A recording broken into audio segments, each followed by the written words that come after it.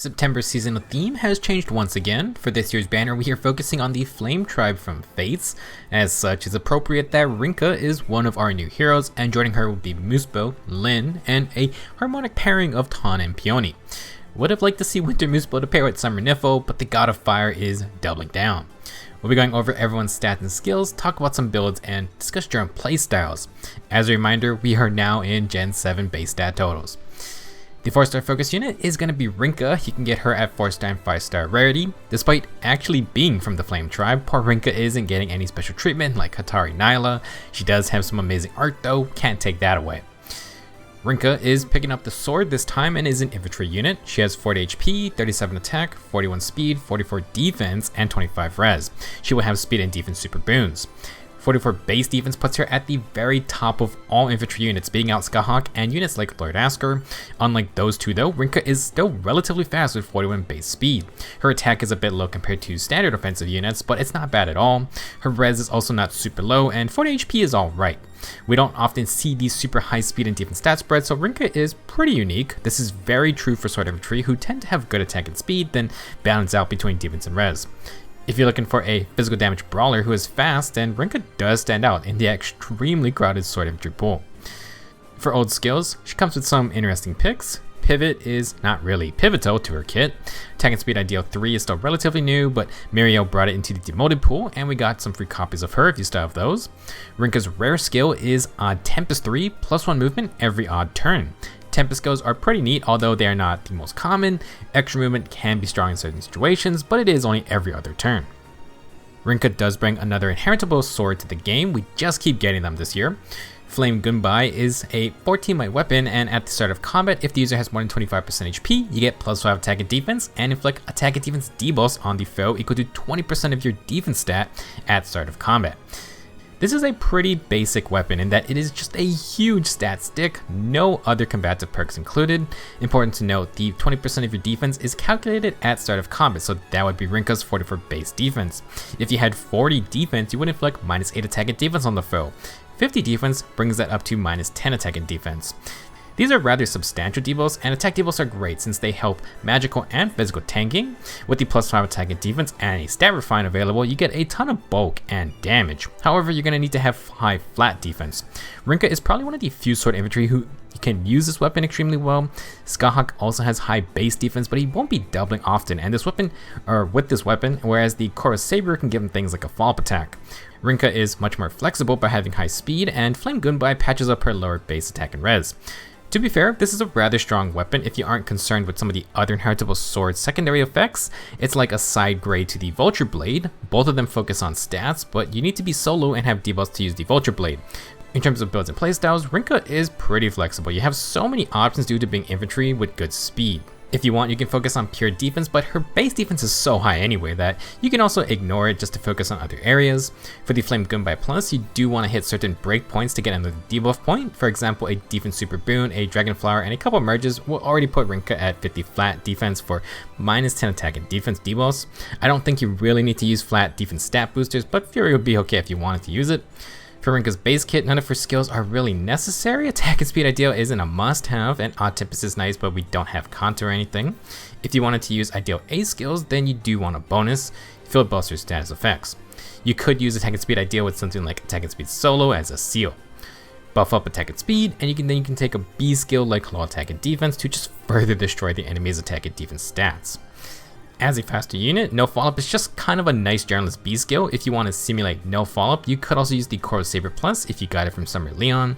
If you do focus on speed, then you're going to replace Odd Tempest with something like Speed Smoke 4, Attack and Speed Menace. You could use Surge Sparrow, Blade Session, or even Dodge B skills. Lots of options on the table.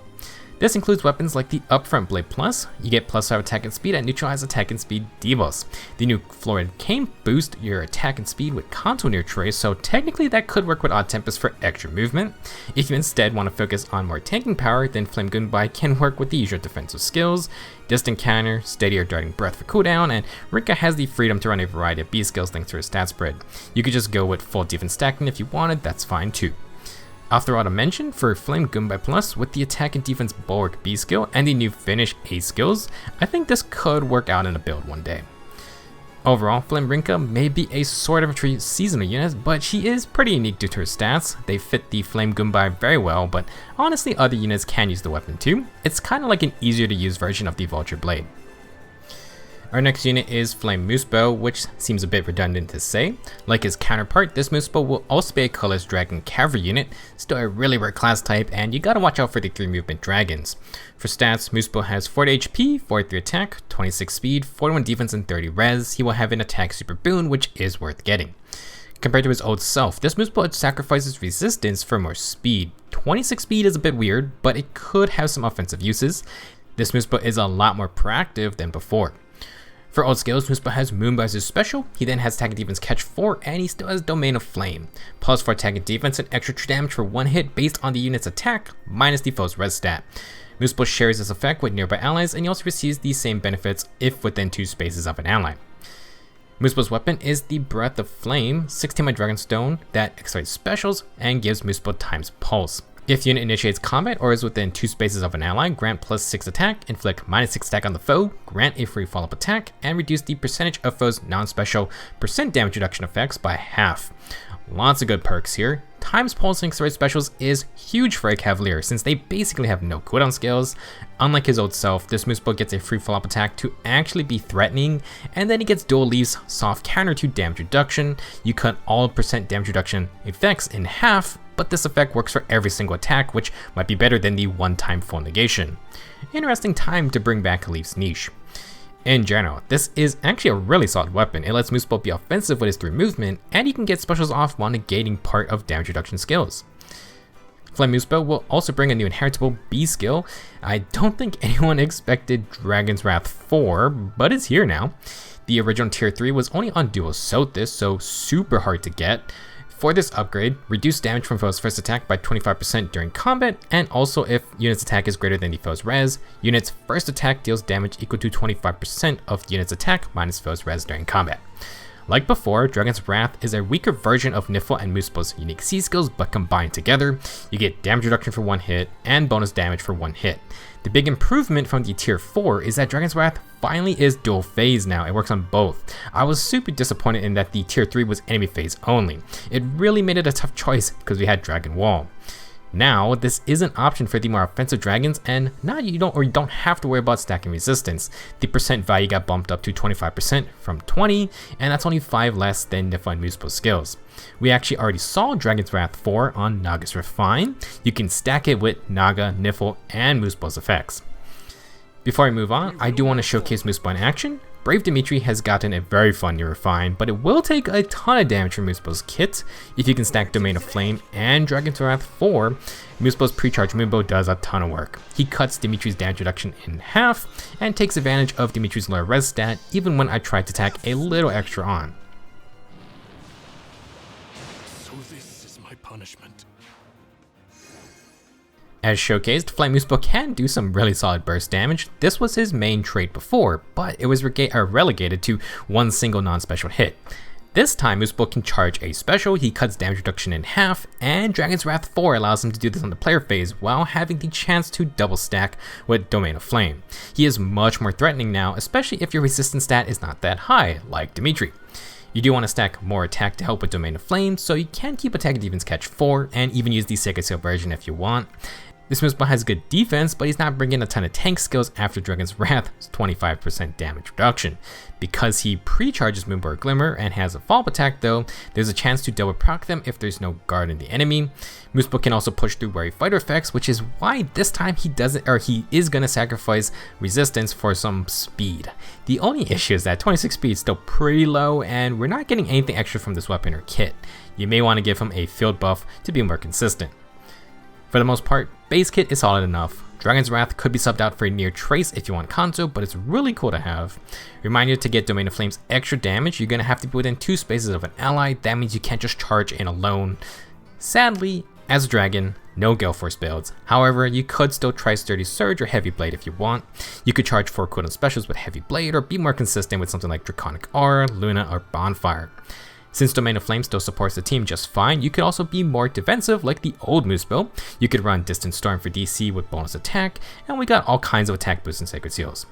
For Domain of Flame's usage, it does do best with high attack units. Maybe it helps you get a one shot, but its effectiveness drops against high res units. Overall, like Summer Niffle, this Muspell got an improvement in personal combat. These two were really awkward as Dragon Cows because their support skills were defensive, and their weapons weren't that offensive, making the through movement kinda worthless. Now with their ults, they are much stronger threats individually, and you still have their unique support buffs. I like Muspell's cooldown perks, and I think he'll be a really fun unit to have around. Moving on, we have Flame Lyn back again with another ult. It's pretty clear they want people to get her as she's coming in with a unique A skill and a new inheritable defensive special. We literally never got another inheritable defensive special since day one. Flame Lyn will be a Lance Infantry unit and kinda clashes with Mr. Brave Dimitri because she's bringing a more defensive playstyle as well. It's rather different from the norm. For stats, she has 39 HP, 38 attack, 44 speed, 34 defense, and 32 res. Lots of stats all around with attack and speed super boons. Flame Lyn will finally dethrone Freya as the highest base speed unit. Freya sat at 44 speed, but she did not have a super boon.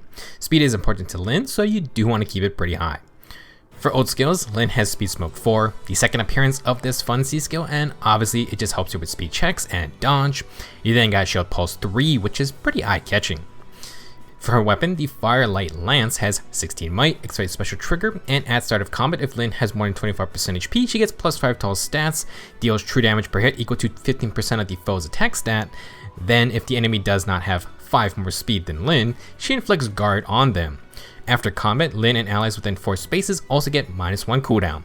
This is a weird weapon for sure. Accelerate specials with a mini special spiral, but also for the whole team is really fun. I enjoyed this perk on Salt's Peshcats, which has a 2-space range. 4 spaces, kinda crazy. In combat, Lyn has a Ruptured Sky type damage boost every single hit, and she can inflict guard if she wins a speed check. If it helps you think about how this speed check works, she gets some leeway in the check, and meeting it means the enemy will never naturally be doubling Lyn. However, she has no follow-up in her kit, so watch out. Kind of a strange weapon for such a fast unit, but let's see what else she has. It seems like we're done reading the laws of Sakai. Now it's time to give the verdict of Sakai. This A skill is a little nutty because it's literally a better version of the finished 4 A skills we just got from Brave Tiki. If Lyn is within 4 spaces of an ally, grant extra stats equal to X times 4 plus 4 at the end. X is equal to the number of allies within 4 spaces, and the max bonus is plus 12 to all stats. You then have the main trait of finish 4 skills. If special is ready or has triggered in the combat, then you deal plus 5 true damage per hit, and you heal 7 HP per hit. So, 4 spaces is massive, and you only need 2 allies in that area to get the max plus 12. Think about that real quick. Usually our strongest A skills can give something like plus 9 to 2 stats. This thing gives plus 12 to all stats, and it's almost impossible not to activate fully. Besides the massive stat boost, we ideally want a special ready to go so we get more damage and healing. That leads us to our new inheritable defensive special, Godlike Reflexes. I love that I get to say Godlike Reflexes, not an exaggeration. This is literally what the skill is called. This is a 3 cooldown defensive special, but you need to meet a speed check to activate. Same as Firelight Lance, the enemy cannot have more than 5 speed than you, so you have an advantage. If you meet that condition, you reduce damage from attacks by 40%. This works on melee or ranged hits.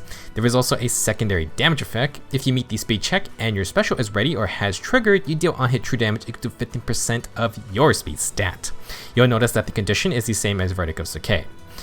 Okay, so Godlike Reflexes is inheritable, but unfortunately or fortunately, it's only inheritable by Sword, Lance, and Axe infantry units, exact same conditions as Vital Astra. The only prerequisite is a Scutcheon, which is really easy to find, so you're only going to need 1 inheritance slot. I was wondering if we get an inheritable defensive special that worked on all attacks. Godlike Reflexes is a pretty hefty 40% DR, but you're gonna need to work for it. I think the idea is that instead of speed battling for dodge, if you can at least be close in stats, then you always get the 40% damage reduction via a defensive special.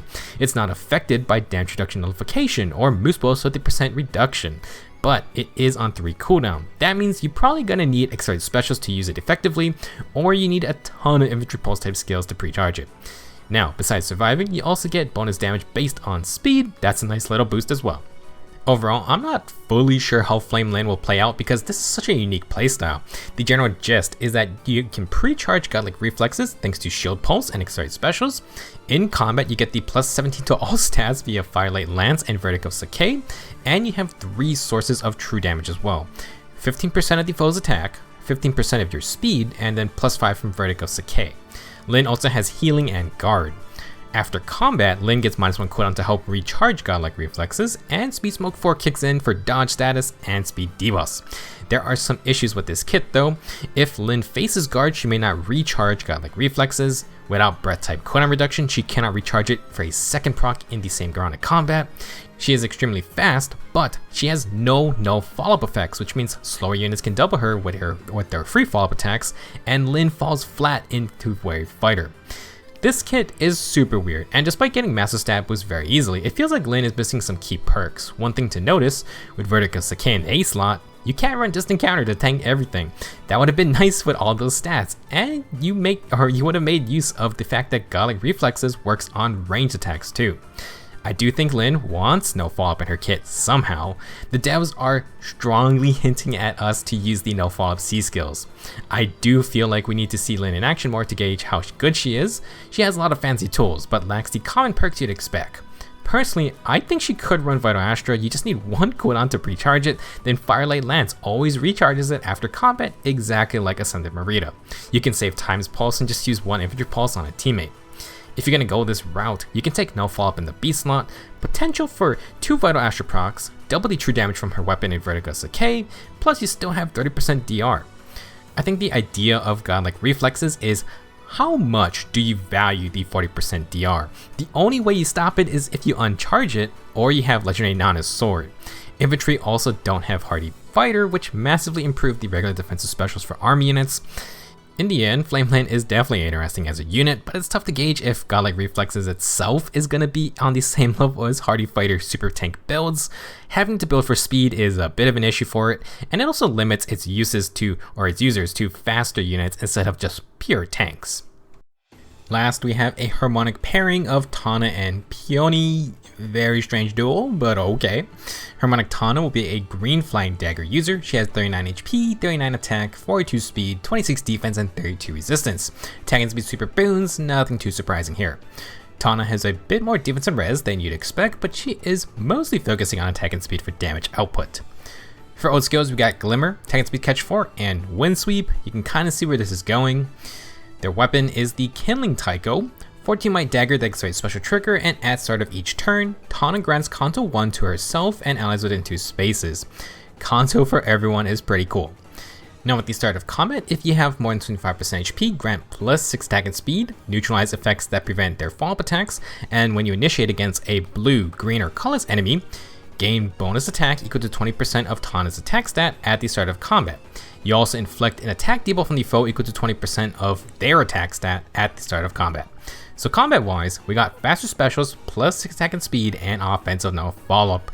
Pretty standard stuff. Tana will be able to double safely thanks to Wind Sweep, but watch out for magic damage. As for the last part, I would think of this kind of like the Weapon Triangle or Triangle Adept. You kind of have to wonder if this is like a Triangle Adept 4 type effect. Instead of gaining the advantage against blue units, you also affect green and colorless, basically anyone not red. The attack boost is not actually Triangle Adept though, because it takes 20% of your flat attack, not with in-combat buffs. That is a shame. If Tana has 50 flat attack, you get plus 10 attack, which is actually quite substantial. Same deal for the enemy, it's 20% of their attack stat at start of combat. I did do some quick testing, and this is indeed not Triangle Adept. That means you can still run Triangle Adept for the 1.4 times more attack into blue units, and you get the 20% of flat attack with Kindling Taiko. For their harmonized skill, also nothing new, everyone from Sacred Stones and Fire Emblem heroes will get Resonance Blades, aka plus 4 attack and speed during combat. In addition, you can refresh the highest attack and speed ally within 2 spaces. They must be from the same games, and it does work on dancers. We've seen this many times before, and while Tana is not an actual dancer, you have that extra action available. With Kanto 1 for teammates, you might be able to let them initiate, they can Kanto retreat backwards, and Tana and Peony can refresh them again. Harmonic Tana does have a new inheritable skill, Speed and Defense Hold, inflict -4 speed and defense on all foes within 3 spaces. Hold skills are still just the tier 4 reigns, their range is higher, but the debuff value is the same. For personal combat reasons, no reason to upgrade, however the wider debuff zone can let you stack more debuffs for teammates. It's not bad if you're grouped up. Overall, Harmonic Tana and Peony are pretty simple, not a lot of complicated new effects like Lin. They are an offensive flying dagger unit with offensive no follow-up to pair with wind sweep. This lets them double physical damage enemies without getting countered, and then Tana just stacks a whole bunch of attack and speed. If you fight a non-red enemy, you get extra attack. Their attack debuff is also nice, but if wind sweep is active, it's kinda useless. I think the idea is that the attack debuff is to handle magic damage, hence why Tana has 32 res. She has a decent chance of tanking one hit, and then you hopefully finish just finish the job with a normal double. That's about it. The other aspect of Harmonic Tana is the team-wide Kanto 1. How impactful is that for your team? It would be quite nice for infantry units who can't use Kanto skills, and then for cavaliers or flyers who don't have Kanto near trace or far trace. Range units with Kanto 1 is pretty good, and Tana has Peony's bonus dance harmonized skill. Being able to give a dancer Kanto and refresh them is also an interesting skill set as well. For defense teams, I could see the Kanto 1 status being somewhat interesting, but that's completely reliant on how the AI uses that Kanto perk. Coming back to Tana, I don't think you need to swap anything out really. Catch 4 is nice with daggers since their debuffs keep the effect active. That said, you don't want Tana getting hit on the enemy phase. Her attack debuffs are sadly player phase only. I don't think you should try to mix phase with her. I wouldn't use Speed Smoke 4 for dodge, or try to run attack rain or far trace for attack debuff stacking.